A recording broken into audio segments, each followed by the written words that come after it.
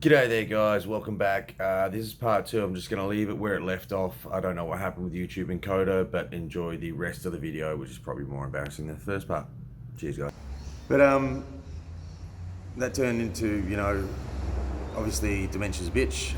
The type that my mother had was very progressive, and so passed away. Only when Ziggy was 2 years old. So, that really hit me harder than I thought it would. I know I've said those exact words a million times.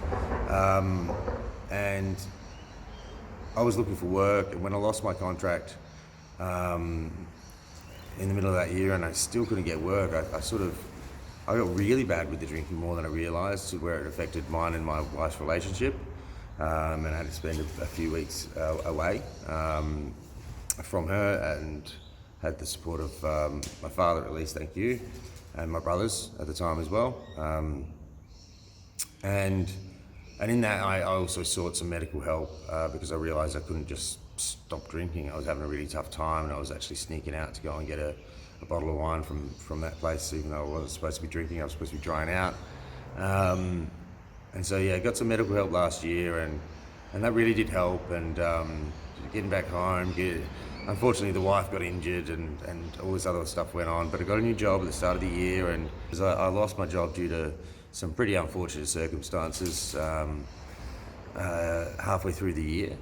And obviously with the current economic climate, I had a lot of pressure already on us.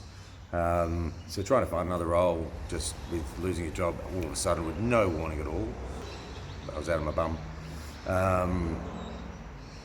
It really affected me in a way that I started to drink cheap wine more and more and more.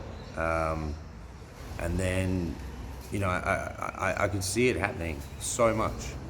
And I got so disappointed in myself that's just, it's basically where we ended up in the ED 2 weeks ago. Because I was just shaking to get anything every day and drinking anything that was in the house. It was always a 2 litre box of wine, and that turned into a 2 litre box of wine with a 750ml bottle as well of wine. So that's 3.5 bottles of wine every day.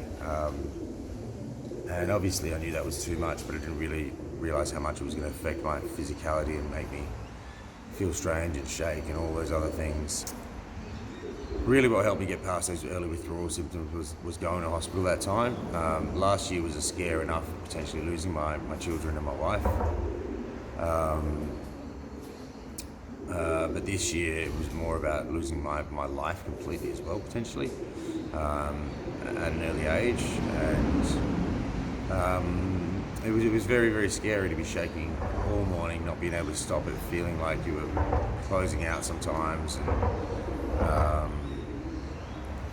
it's, like I say, I've had a panic and anxiety disorder when I was younger. It was nothing like it. It was something very physical, and it was embarrassing also to be putting the pressure on them. I reckon, just to sum up where my drinking really comes from as a backstory, is just drinking fairly heavily as a teenager and thinking that's quite normal. I went to parties at 17 years old after the formal, which is like a prom, whereby there was always booze provided. We were all 17 years old. The parents knew that. The drinking age here being 18, it sort of just lowers it a little bit when you're around safe spaces as well, in a way. But there's also a biological aspect to it, where some people just can't drink like others. The endorphin receptors, the dopamine receptors, all of the sort of the way that those hormones work, whether it be a biological predisposition due to a cultural difference, a geographical difference. For example, my family is more Celt, so born, Irish background, who have a known penchant for drinking. Australia has a drinking culture, who have a lot of Irish convicts over here, for example.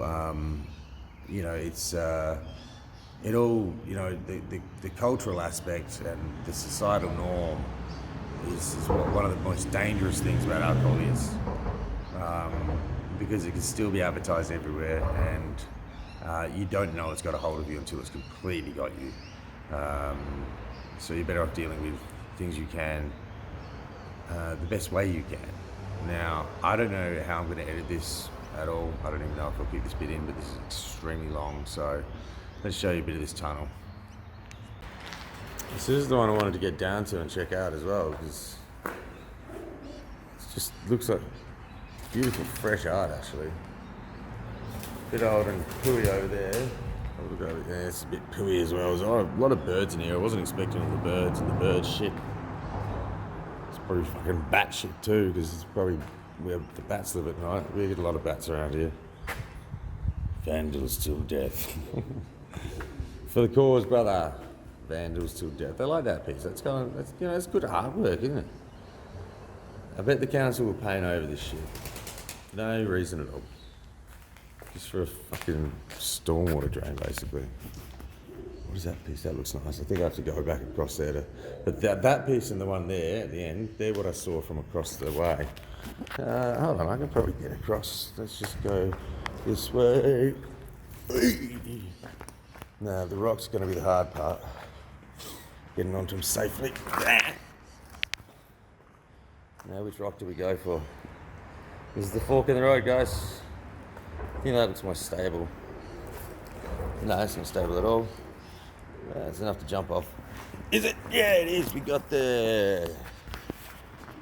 So yeah, that really attracted me from the road, and this piece here, that's my kind of favourite kind of piece. Well, thanks for tuning in, guys. I'll try and edit that out so it's not such a ramble. It's hard to talk about what actually happened and then remember all of it that relates to alcohol, you know, when it really has just been normalised and been around your whole life. So just keep that in mind, folks. It is a pretty powerful drug, and nobody chooses to be an alcoholic. Nobody chose to get there. I wish you all the best. Thanks for checking in. Like and subscribe, and we'll see you next time.